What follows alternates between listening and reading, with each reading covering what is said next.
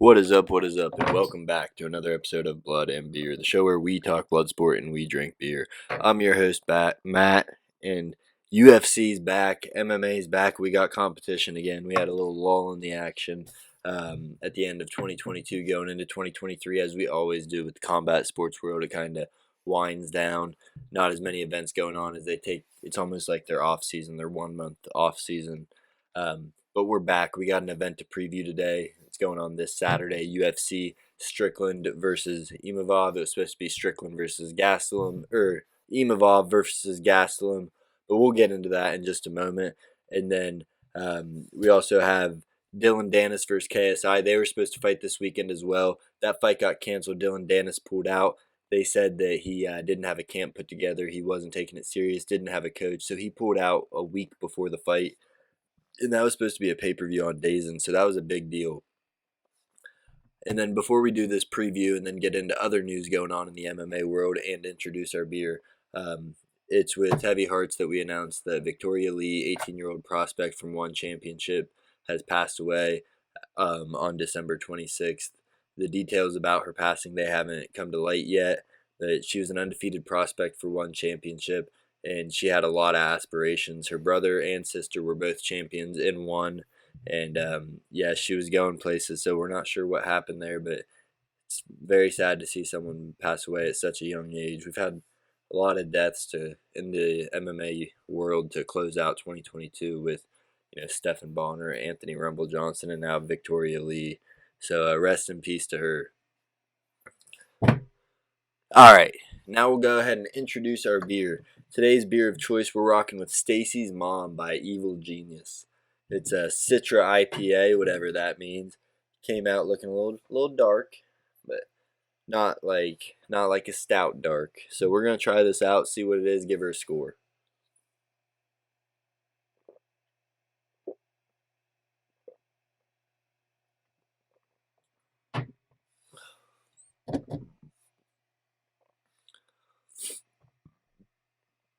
It's got a lot of flavor to it. It's pretty good. A little fruity, but not too much. It's a little bitter. I like it a lot. I'm gonna give that an 8-1. 8-1 on the Stacy's Mom. So hell yeah. All right.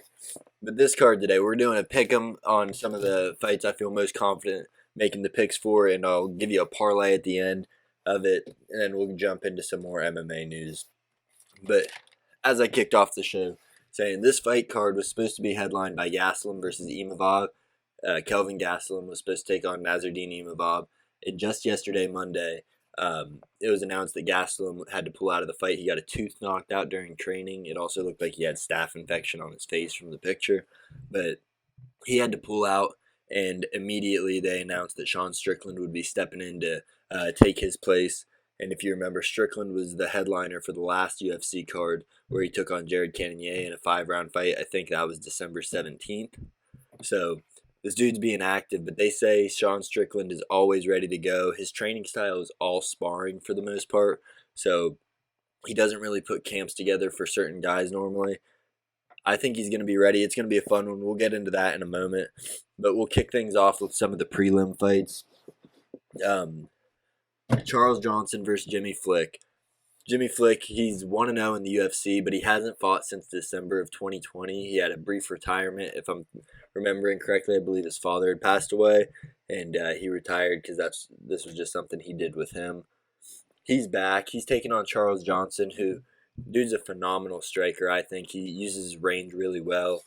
He throws strikes from unorthodox angles, holds his hands down at his hips, has good head movement. Really crisp Muay Thai when you get in the clinch, and then he's also a beast at jiu-jitsu on the ground. He can roll. He can really roll. Jimmy Flick, though, he's no scrub. Dude, it's 1-0 in the UFC with one submission, and I think that was over Cody Brundage, if I'm not mistaken, or Cody Durden. So, he's a beast on the ground too, Jimmy Flick. That's his specialty. He's a submission specialist. But being off for over 2 years, coming in, fighting a guy like Charles Johnson, it's just kind of a total package. That's a lot to ask of somebody. That's why the odds have Charles Johnson as a minus 380 favorite and rising right now. I have Charles Johnson locked in for myself, and I would if I were you too. I'd do it fast because the odds are only going up. It looks like Vegas is thinking that Johnson's gonna take this pretty easily. You never know. Flick could pull out a nasty submission, and in combat sports, it's one punch that all you need. But I'm really feeling Charles Johnson in this one. And then another fight that we have coming up, we have Isaac Dalgarian. He's making his UFC debut against Dan Argueta. Dalgarian's, he's undefeated and he's a major prospect. Dude's super strong from what I've seen of him in the regional scene. He gets his takedowns really well, and immediately he starts moving towards a position to land ground and pound. He's a really aggressive offensive wrestler, and once he starts landing that ground and pound, he goes for hard shots, not a volume. He's going for power to finish it, and he's got quite a few finishes in his 5-0 record to back that up. On the other hand, he's got someone that's just as good at wrestling and really well-rounded altogether, Dan Argueta. He's 0-1 in the UFC, but he was tearing up LFA before that. That's his only loss, was his first fight in the UFC. But it's going to be interesting to see how this plays out because we haven't seen Dalgarian tested yet. Argueta, when he was tested, he lost unanimous decision. So it's going to be interesting. But I actually have the Dalgarian from what I've seen on tape. I just think he's going to have the power and he's going to be able to roll with him. He's going to be able to wrestle with him. I have Dalgarian on this with the plus 165 odds as an underdog. So there's 2 fights for you on the prelims. Dalgarian, though, I don't know a lot about him other than what I've seen on the regional scene, and we haven't really seen him tested. Argueta wasn't able to get it done in his first one. I don't know. We'll just have to wait and see.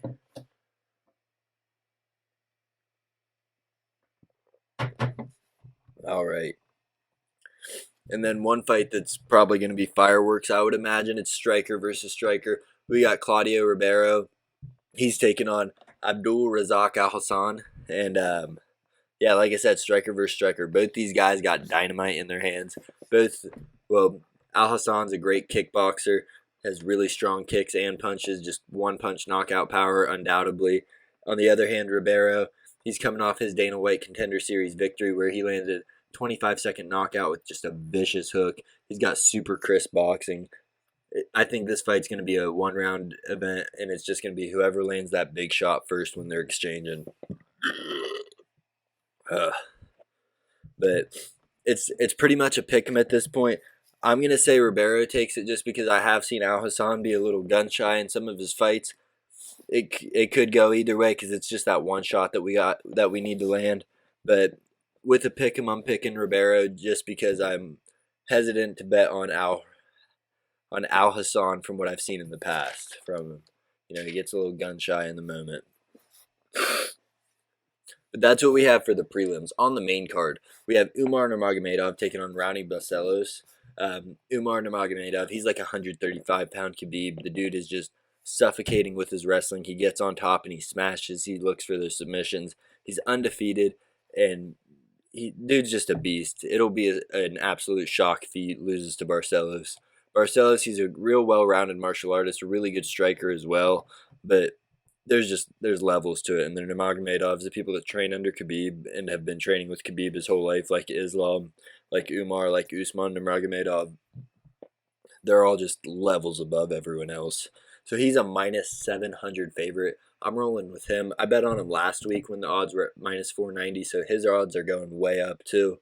If you're going to parlay him with anything, get in fast because it'll probably be close to minus 1,000 by the time fight day rolls around. I'm not sure, but that's just what I'm thinking. Probably minus 1,000 to plus 600 for Nurmagomedov. But I'm definitely locking him in for a victory.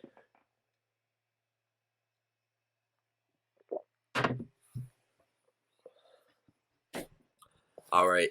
And then another fight that's going to be fireworks, I think. Punali Soriano, he's taking on Roman Kapilov, I believe is how it's pronounced, Kapilov.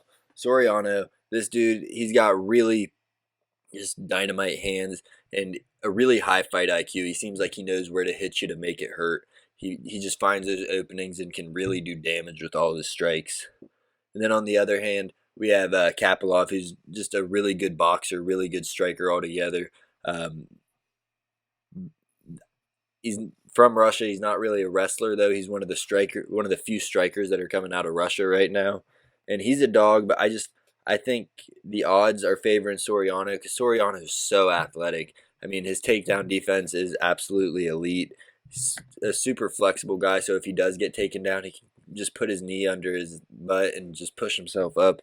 The guy can get into some really weird positions.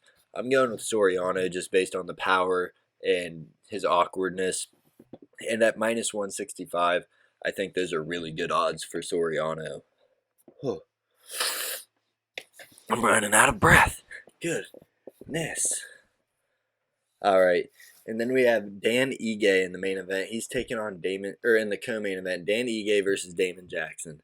Ige's dropped 4 of his last 5, but they've all been to top competition. Evlov, Josh Emmett, Calvin Kattar, Korean Zombie. Those are the 4 that he's lost to out of his last 5. All are top 10 fighters. And Dan Ige's been in this situation for really since just a couple fights after joining the UFC, where he's shown he's definitely a top 15 fighter, but you're unsure if he's top 10, top 5 at most times. Really, top 10 is what he's trying to break into, but he just can't quite get there yet. So this is almost a gatekeeper role, and he's taking on another veteran with Damon Jackson, who he's a great fighter. He's got good striking, but his forte is wrestling. They call him the leech because he just hangs on you. He can really wear you out and dominate any fight with his wrestling. I just don't think he's fought anyone on Ige's level yet, and Ige's power, he doesn't always get the knockouts, but I think it goes overlooked because he'll go a few fights where he drops him, or he drops the fight, or he just goes to decision and gets the victory, and then out of nowhere he'll get a 1-minute knockout or something. Dan 50K Ige, baby. But at minus 120, I'm loving Ige in this. I'm locking it in because I just think that he's the better fighter. He's been fighting the higher caliber people than Damon Jackson. Damon Jackson's been fighting people a little lower on the roster just because he doesn't have that name. He hasn't beaten those people yet. So I'm rolling with Dan Ige on that one. And then in the main event, this is really going to be interesting. Sean Strickland, like I said, last minute replacement, 1 week notice or less than a week's notice. He's taking on Nasruddin Imavov, and the fight versus Kelvin Gastelum for Imavov was supposed to be at 185. That's what both these guys usually fight at. Because it's such short notice, they're doing it at 205. So I think that really benefits Sean Strickland because, like I said, we know the guy comes in shape. He's always ready for the fight because he doesn't necessarily do a camp. He's more of a sparring guy. So he's not going to be drained from that hard-ass weight cut. And he's going to have that extra weight to kind of bully Nasruddin around and walk him down, which is his style. He likes to walk you down and just combos, short combos, not real hard punches, just volume till he breaks you. And then on the other hand, we have Nasruddin, who's super rangy. He's well-rounded. He's great everywhere, but he has really good kicks, and he does a real good job of using his range, staying where he wants to, keeping the fight where he wants to, and using his footwork to get out of the way of danger. I just think against a guy like Strickland, the pressure that he can provide, the experience that he has, his boxing skills, and his chin, I think it's going to be too much for Nasruddin Imavov. And at 205, I just don't think that Imavov's going to want to play the games that Strickland's going to be putting on in there. So, while he's got a solid chance, Imavov, he's a beast. He's got all the X factors. I think he's still young. I don't think he gets over the hill of Sean Strickland. I think we see Strickland bounce back after losing his last 2. So I have him locked in at plus 100 right now. And I don't think those odds will stay there. I think he'll end up being the favorite once Vegas kind of wisens up to that. But I'd jump on it while you can at plus 100 for Sean Strickland. That's what we have for the card, though. In other news around MMA, combat sports, all that fun stuff, Diego Sanchez, former UFC fighter, first Ultimate Fighter winner, he's been medically cleared to take part in a BKFC bout on February 17th against Austin Trout in New Mexico. We had Jake Paul sign a PFL contract, multi-year, to be a part of their pay-per-view. And they said they're making a new class, a super class, where it's going to be famous people and influencers taking on already established fighters in pay-per-view fights. Sounds kind of like PFL is trying to incorporate Triller's business strategy, but it might work because Jake Paul sells and PFL is just venturing into the pay-per-view with their last championship. So we'll have to wait and see. And more power to the guy for branching out to MMA after talking shit and beating up all these MMA fighters. And then UFC Bantamweight champion Aljamain Sterling tears his bicep, so he's going to be sidelined even longer. He was supposed to be taking on Henry Cejudo. So that opens the question, are they going to do an interim championship bout? Is it going to be Henry Cejudo against someone else like Sean O'Malley or Cheeto Vera? Or will they put the interim belt on the line with Corey Sandhagen versus Cheeto Vera? They're fighting here in February soon. I don't know, but it'll be interesting to see what they're going to do and how long Aljamain's really going to be out for that. And then MMA is back, baby. We got 10 fights over the next 11 weeks in UFC. Plus, we got Bellator 1. We got BKFC coming back. Everything's coming back, baby. The year's kicking off. It's gonna be good. I'll end things here because I'd feel weird and just disingenuous if I don't bring it up because it is news. Dana White, he's facing allegations about slapping his wife. Not allegations, he did it. It's on video. Slapping his wife in a nightclub after an altercation where she slapped him first. Obviously, no excuse to ever hit a woman. But if you watch the video, it's not like he smacked the shit out of her or something. She did smack him first, but it was like a stop. Like, hand in the face, I thought. I didn't think it looked like he really smacked her. And both of them seem like they're good with it. They want to move on with their life. But a lot of people in California, specifically senators, and I believe it was a women's activist league, they want Endeavor to remove Dana White. TBS delayed the launch of Dana White Slap Fighting League, which was going to be on live cable, but that kind of makes sense. Bad publicity when the CEO of the Slap Fighting League just got in trouble for slapping his wife. I don't know. I don't feel any sort of way about it. I definitely don't condone violence against women for men or violence against anyone for any reason that's not a sanction and whatnot. But at the same time, you got to take every situation for how it is. This isn't the Ray Rice situation. This isn't the Adrian Peterson situation or anything like that. So, it's not the War Machine situation where he almost killed his girlfriend or wife. So, you got to take it how it is. You shouldn't have done it. It's bad publicity, but I don't think he should be removed for this. I don't know. Let me know what you think. What you think about these fights, your picks. Leave it in the comments. Shoot me a message. That's all we got for you today. Like I said, MMA's back. I'm pumped for it. Next week we'll be recapping this upcoming weekend's card and then the pay-per-view with Glover Teixeira versus Jamal Hill. It's going to be a blast. I can't wait. I'll see you next week.